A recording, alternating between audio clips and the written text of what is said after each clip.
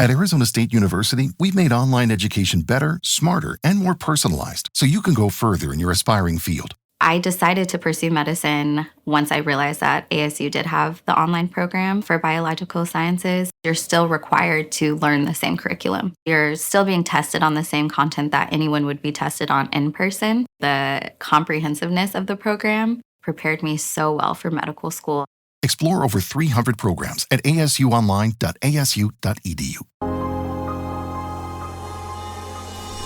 You are listening to I Am Refocused Radio with your host, Shamaya Reed. This show is designed to inspire you to live your purpose and regain your focus. And now, here's your host, Shamaya Reed. Welcome to I Am Refocused Radio. Once again, we are here today, and today we have a true honor. We have a special guest. You can see his name pop up on the bottom of your screen, but if you're listening to us on podcast radio, we're talking to our guest, Bob Furniss. Today is all about him being a great father, has a great heart, navigating a storm that no parent should ever have to face. It's about also his daughter, Keesha, whom he affectionately calls the warrior princess. Him and his wife found the website that you can go to and learn more about the organization, because I'm telling you, the book that we're about to unpack here is going to be something special. And I believe you're really going to be inspired by this. His daughter, she was diagnosed with stage 4 breast cancer at just 30 years old. And what unfolded after that was a journey that no script could prepare you as a parent. Filled with pain, wisdom, humor, and what Bob beautifully calls Keesha-isms, life lessons rooted in grace, strength, and radiant soul. His new book, On the Blue, it offers us a front row seat, not to just his personal life, but to ultimately a beautiful message that's going to be inspirational. So first and foremost, I want to say to you, Bob, thank you for being on the show today, man. How you doing? Thank you. I'm doing well, and I appreciate that intro. That was very kind. Thank you. It was a beautiful story, and I know that this was a special project that you really put a lot of love into it. So kind of take us back for a moment when you got the call, that what was going through your mind, and how did that kind of reshape everything that you kind of look out towards in life? Yeah, I was actually out of town on a business trip in California, and my wife called me about 7:30, 8 o'clock at night. I was at a company sponsored party, and I looked down, and it was a little bit unusual for her to call me. So I picked up the phone, and she said, "I need to talk to you." And I said, "Okay, let me get outside. It's really noisy in here." There was a band playing, and I went outside, and she told me that she was on the way to the hospital, that Keesha was having chest pains and having trouble breathing. And so, immediately we were surprised and thought that she was having heart problems. And they came in a couple of hours after doing some tests and doing a CAT scan, and told my wife and my daughter that we found what we believe to be cancer in your body in multiple places, and we're going to send you to an oncologist tomorrow. So there I am in California. I went back to my room. I got online. I tried to find the red eye special. I went to the airport. I was number 8 or 9 in line. I had this idea that I was going to stand up on a chair and try to talk somebody out of their spot if I needed to. But the airline got me there and got me home the next morning at 9 o'clock. And we took her to the same oncologist that had treated my wife when she had non-Hodgkin's. And it is a long-term survivor from that. And my mom, who had also treated there by the same doctor, who had a glioblastoma about 20 years ago, and she passed away rather quickly. So we had some history with the doctor. We had some history with the cancer center, and they gave us the worst news you can ever have as a person, and especially as a parent. We were sitting in the room. I heard him say, "You have metastatic breast cancer." I I believe I knew what metastatic meant, but I don't believe I knew that just how much gravitas he was sharing with us. But she had cancer that had metastasized from her breast into her lungs and into her bones. And it eventually took her life at just 34 years old. But those 4 years were amazing years of her becoming the warrior princess. I always called her my little princess, and I added in the warrior, and she became the warrior princess and had one thing on her mind, and that was living another day, another week, another month. And she fought valiantly for 4 years. When you look at being a parent in the moment of a crisis like that, I can only imagine that everything that used to be normal in your world is now disrupted. And now you almost have to drop everything and attend to what is the most important thing. For you, how did you stay strong for Keesha in those moments when you probably felt like not just the world, crumbling, but just at that moment feeling like, wow, what do we do? Yeah. Well, the first thing you do is you go to Dr. Google, which you should never do. And you find every possible bad thing that could possibly happen. But in this case, it was metastatic, what we used to call terminal. It meant that outside of a miracle, this cancer or something related to this cancer was probably going to take her life. I think all the way up until 3.5 years later, we didn't see death coming as fast as it came once it metastasized into her. Once the medicine, she was on 14 different chemos, and once it stopped working, she sort of had a quick arc to not being here anymore. But so as a dad, you want to fix everything with your kids. You want your kids to have an easier life than you had. You want your kids to be to have a better life than you did.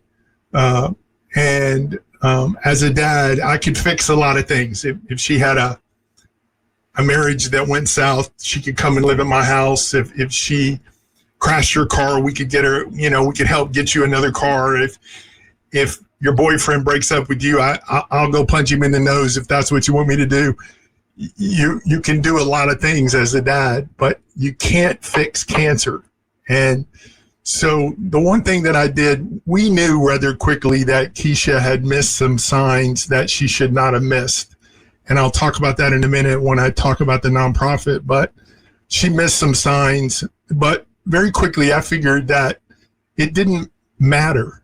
It didn't matter how we got there at that point. What mattered is, where are we going to go and what are we going to do going forward?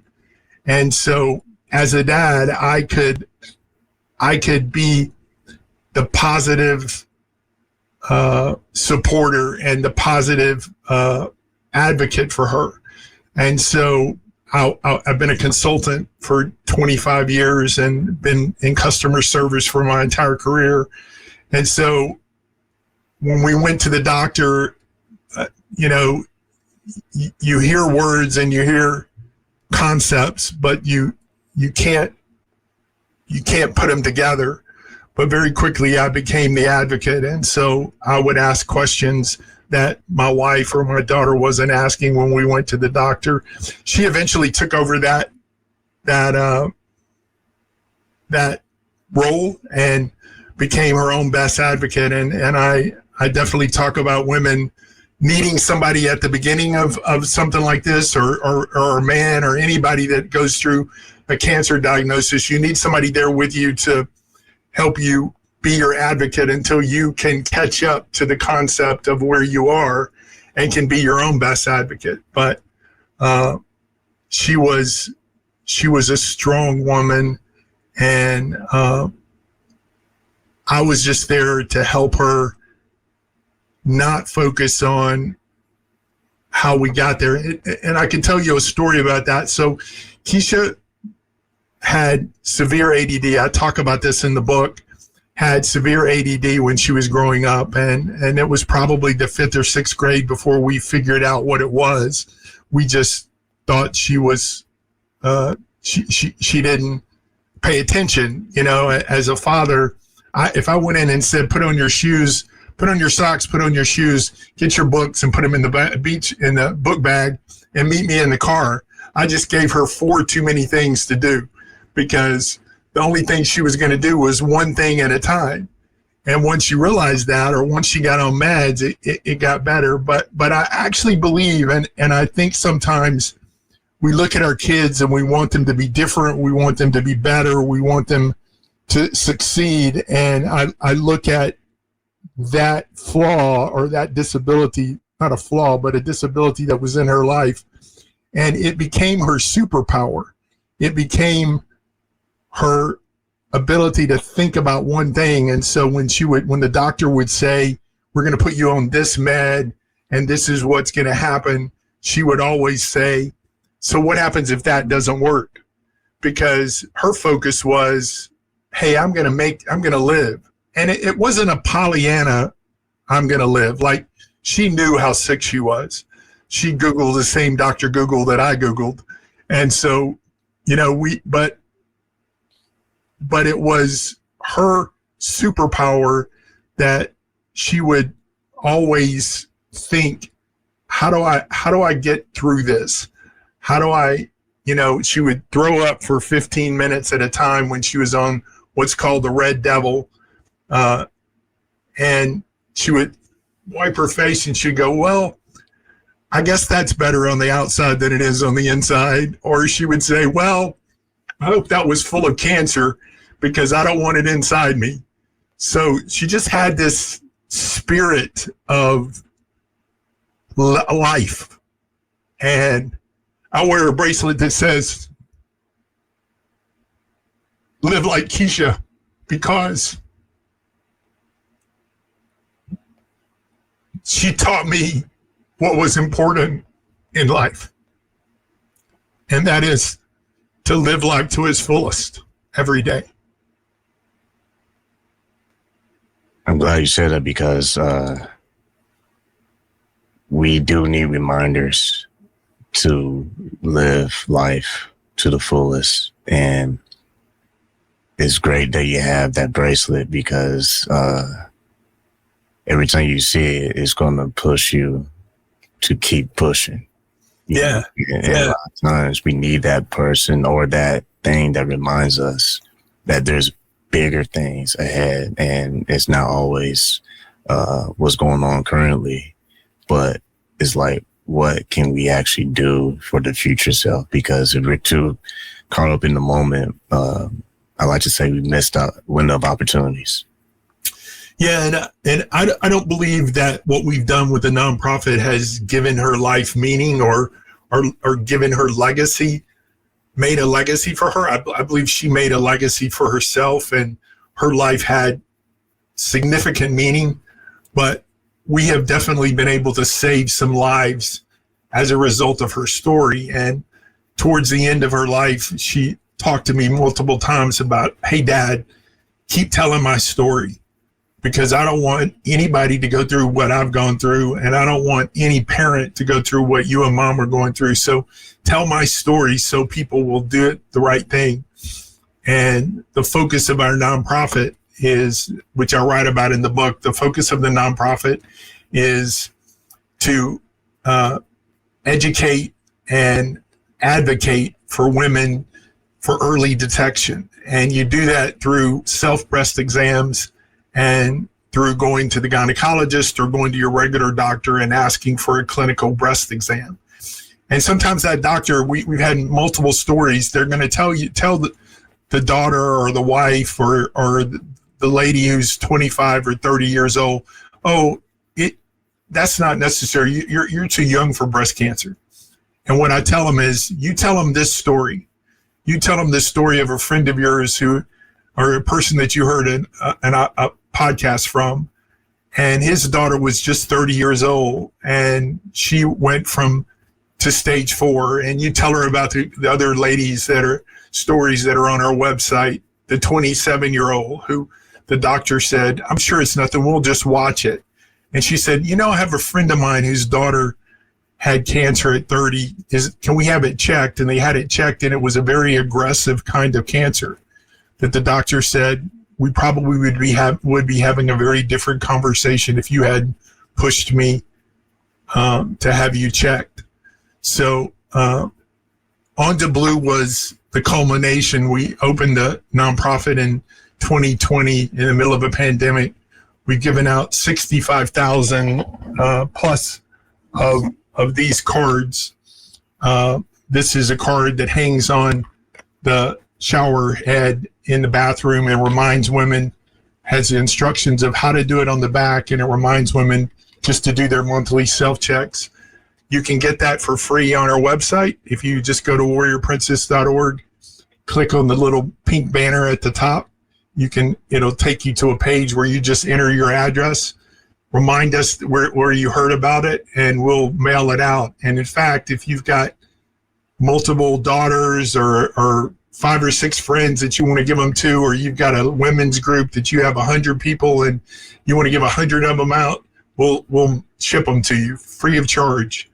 That's our main focus in the nonprofit, is to educate women on those things.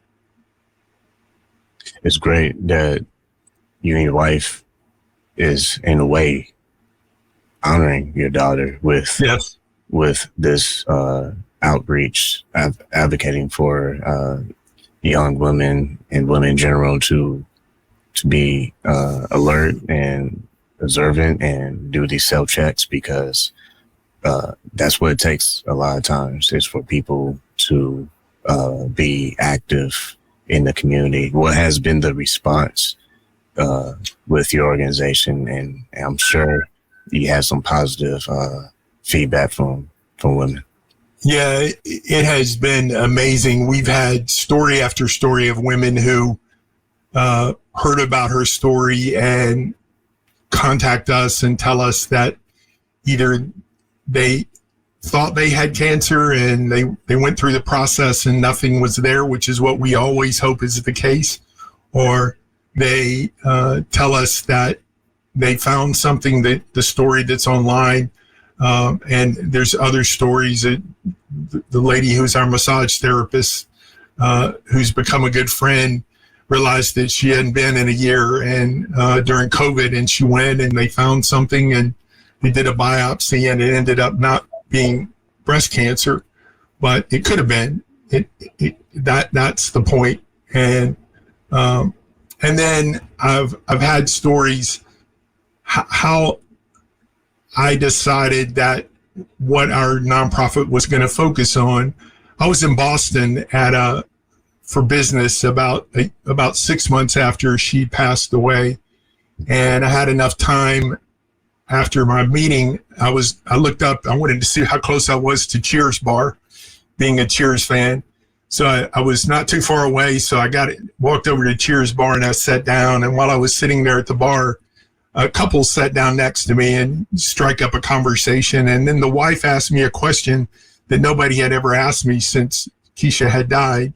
And it was, how many kids do you have? And in a matter of a less than 30 seconds, I went through a whole bunch of stuff in my head.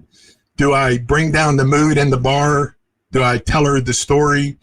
Do I just say I have one son and 2 grandkids? What do I tell her? And I decided to tell the story, and I told her about my daughter. And the husband looked at his wife and said, we have 2 daughters that are in their 25 to 30. Do you know whether both of them have been to the gynecologist and are doing breast exams? And the wife said, I do not, but I will before the end of the day, before I get on a plane to fly out of here. So those kind of stories are the stories that we love to hear, where somebody has heard about us, has taken action, and is hopefully still taking action. That's the point. Cancer, breast cancer is typically in 5 stages. There's a sort of a stage 0, which is not quite cancer, but could become cancer. It's stage 1 is cancer that's dedicated to the breast or is only in the breast. There's stage 2, which is in the breast and a couple of lymph nodes nearby. There's stage 3 where it gets into the lymph nodes and other parts of the body. And then stage 4 is what she had, which means it's in multiple places in the body, and it's in the lymph nodes and it's in the breast. And the statistics are just hard to fathom. At stage 1, you end up at about a 85 to 95% chance for survival. So 95% chance for survival if you find it early. If you find it in stage 2, it drops to only about an 80 to 85. So again, you've got time to find it and take care of it. At stage 3, it drops to about 60, and at stage 4, it drops much lower than that. So it is something that is survivable if it's found early. And she's an example of not finding it early and what the outcome was. Yeah. And one more comment. We got 2 guys sitting here talking about breast cancer.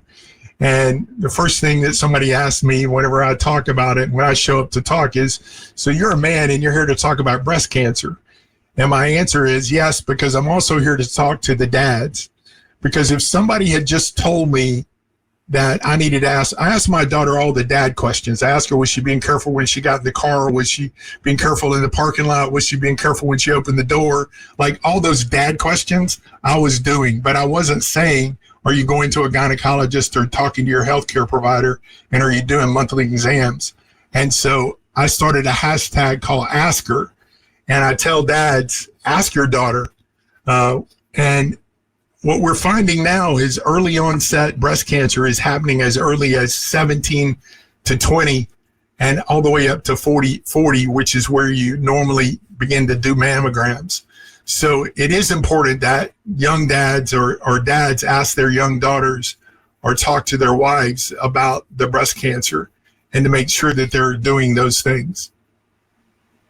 I appreciate you saying that, and I think that's very important detail for all of us to notice and appreciate. Once again, listen to I'm Refocused Radio and watching us online, talking to our guest Bob Furniss, and you can get a copy of his book on the Blue Book. It's available on Amazon, and you also have a website for your nonprofit, warriorprincess.org.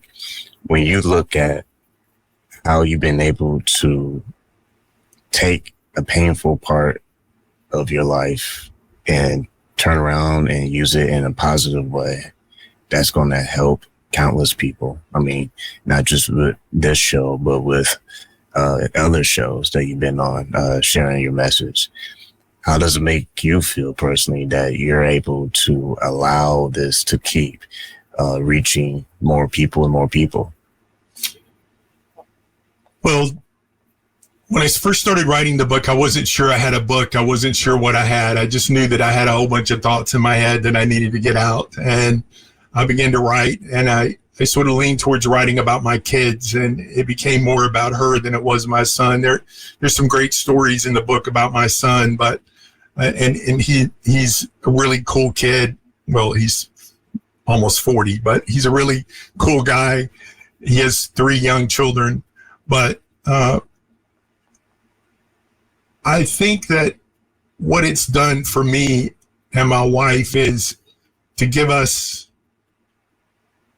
ways to keep her memory alive. I think about people.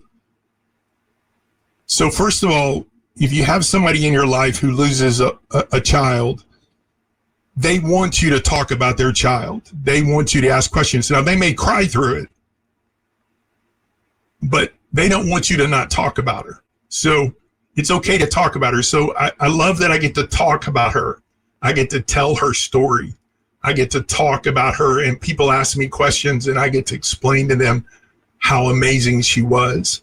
And then secondarily, it's giving me a sort of a hurdle or a line. I was diagnosed with Parkinson's in 2020, and people ask me, how are you doing? And there's some bad days. There's some shaky days. There's some uncomfortable days, but she's my goal. She's my, she's the finish line, because she taught me that you don't lay in the corner in a fetal position and just give up. You live life the best you can in the best way you can. And I think the book also talks about that. It talks about that the Keesha-isms are just cool little sayings that she used to say. And I know we're almost out of time. I'll end with this one. So I went through some of her journals, which she gave me permission to do before she passed away. But I went through her journals, and there was a page where she had drawn this picture of the ocean, and there was a fish, and it said, just keep swimming. And I didn't know where that came from, so I Googled it, and it was from Finding Nemo, the movie. And it was Dora and her friend were both lost. And she just said, just keep swimming, just keep moving, and we'll be okay. We'll find it. We'll be okay.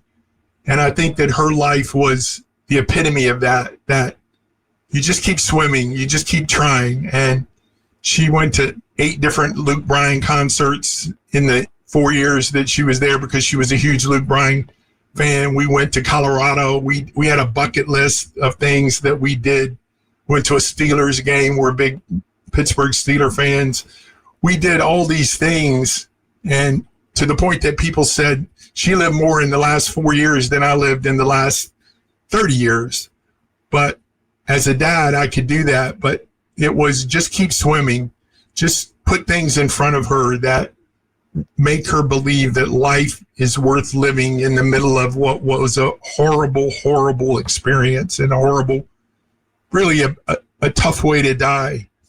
And for me, it's been helped me through my grief to think about how she would react and what she would want me to do with her story and with my grief. She would want me to feel it.